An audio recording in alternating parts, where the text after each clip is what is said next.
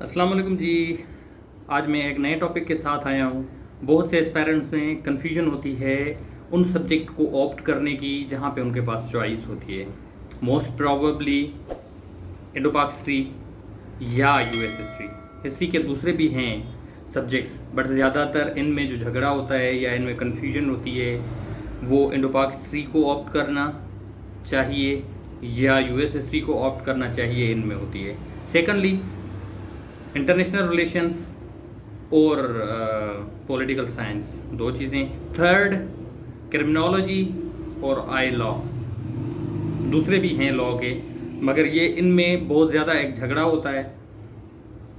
तो इसमें मैं अपनी से आपको देना चाहूँगा कि जब हम बात करें इंडो पाक हिस्ट्री की और यूएस हिस्ट्री की, तो मुझे अगर दोबारा सीएसएस अटेम्प्ट करने का मौका मिले और दोबारा इन चीज़ों में सब्जेक्ट्स ऑप्ट करने का मौका मिले, I will go for Indo पाक हिस्ट्री।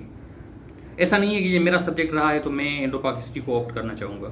इसकी मेन वजह ये है कि इंडो पाक हिस्ट्री के जो टॉपिक्स हैं, आजकल जो ट्रेंड चला आ रहा है इंडो पाक हिस्ट्री के पेपर्स में, उसमें से 70 to 75% जो पेपर आ रहा है वो पाकिस्तान अफेयर्स में से आ रहा है।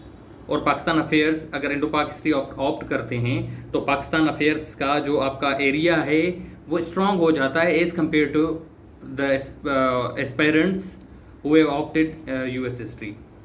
यूएस हिस्ट्री इतना ओवरलैप नहीं करता दूसरे सब्जेक्ट को, मगर इंडो पाक हिस्ट्री आपके पाकिस्तान अफेयर्स को जो है वो ओवरलैप करता है। उसके अलावा आपके पॉलिटिकल साइंस को ओवरलैप करता है, इन अ सेंस के वहाँ पे कॉन्स्टिट्यूशनल डेवलपमेंट है इंडो पाक हिस्ट्री में, तो वो आपको बहुत फ़ायदा देता है इस चीज़ से। तो आपकी जो आपके इंडो पाक हिस्ट्री के जो मोस्ट ऑफ द टॉपिक्स हैं वो आपके बढ़ जाते हैं।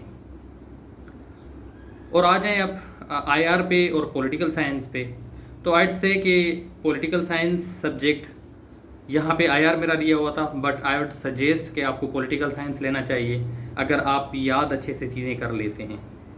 फ़िलासफ़र्स याद करने होते हैं और बहुत सी चीज़ें जो है वो आपकी पाकिस्तान अफेयर्स में और इंडो पाक हिस्ट्री में आपकी कवर हो जाती हैं। तो एक स्कोरिंग ट्रेंड के हिसाब से भी पॉलिटिकल साइंस अच्छा रहा है और उसको आपको ऑप्ट करना चाहिए। और तीसरी जो चीज़ है वो है क्रिमिनोलॉजी प्लस इंटरनेशनल लॉ। अगर आप लोगों का प्लस इंटरनेशनल लॉ, अगर आप लोगों का पॉलिटिकल साइंस है इज़ एन ऑप्शनल सब्जेक्ट, तो आपको आई लॉ लेना चाहिए। हमेशा याद रखें कि अगर आपका पॉलिटिकल साइंस है तो आपको आई लॉ लेना चाहिए। अगर आपका पॉलिटिकल साइंस नहीं है तो आप क्रिमिनोलॉजी लें। क्रिमिनोलॉजी जो है वो सोशियोलॉजी से ओवरलैप करता है। अगर आपका ऑप्शनल्स में लैंग्वेज नहीं है और आपने सोशियोलॉजी लिया हुआ है तो आप आंखें बंद करके क्रिमिनोलॉजी को ऑप्ट करें। उसकी एक वजह है, उसमें एक पूरा का पूरा सेक्शन जो है वो सोशियोलॉजी से है।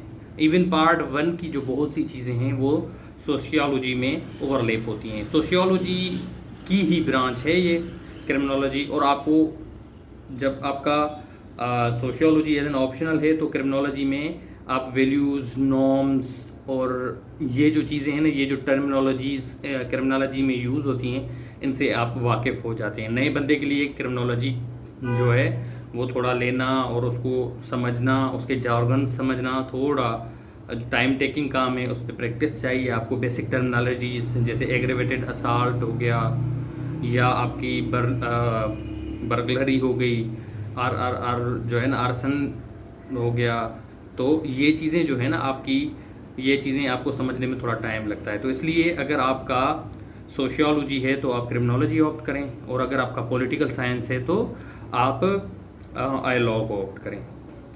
स्कोरिंग ट्रेंड हमेशा याद रखें। अक्सर एस्पायरेंट्स मुझसे पूछते हैं और एक अकेडमी में मुझसे पूछा गया एस्पायरेंट्स की तरफ से सर इंडो पाक हिस्ट्री में जो है वो मार्क्स कम क्यों आते हैं। उसकी मेन मैं वजह आपको बताता हूँ। इंडो पाक हिस्ट्री या हिस्ट्री का कोई भी सब्जेक्ट है, जब आप लिखते हैं तो वो डिमांड कुछ और करता है आपसे।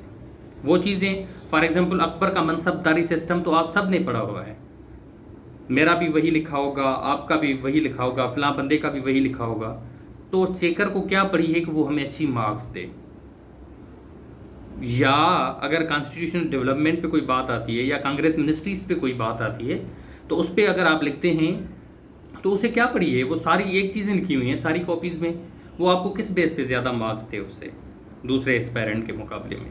उसकी मेन वजह यह है कि आप जब लिखते हैं तो अपने आंसर को रिपोर्ट से, रेफरेंसेस से, साइटेशंस से प्रूव करें। अगर कांग्रेस मिनिस्ट्री की बात आ जाती है तो मैं शाफी रिपोर्ट का जिक्र करूंगा, मैं पीरपुर रिपोर्ट का जिक्र करूंगा, मैं पीरपुर रिपोर्ट का जिक्र करूंगा। अगर अरब्स की बात आती है तो डॉक्टर मुबारक अली को कोट करूंगा मैं। अगर तुगलक की बात आती है तो फरिश्ता को कोट करूंगा मैं, ठीक है, या निज़ामी को कोट करूंगा मैं। तो ये चीज़ें बहुत ज़रूरी होती हैं सब्जेक्ट को समझने के लिए, सब्जेक्ट की जो टेक्निकलिटी है उसको समझने के लिए आपको ये चीज़ें समझना बहुत ज़रूरी हैं। अगर आप ये चीज़ें वहाँ पे पुट नहीं करते तो आप ये भूल जाएं। अगर ये इंडो पाक हिस्ट्री है या आप कोई भी सब्जेक्ट ले लें, अगर आप रेफरेंसेस नहीं दे रहे, साइटेशंस नहीं दे रहे, आपके पेपर में वो चीज़ नहीं है, वो तर्ड नहीं है जो जो जो पेपर चेकर को अपील करे, तो आप भूल जाएंगे आपको स्कोर देगा। तो इसलिए हमेशा फोकस्ड रहें। देयर इज़ नो शॉर्टकट पे बिलीव ना रखें, स्मार्ट वर्क करें, एनालाइजेशन करें, चीज़ों को एनालाइज करें। उनकी एनालाइजेशन बहुत ज़रूरी है।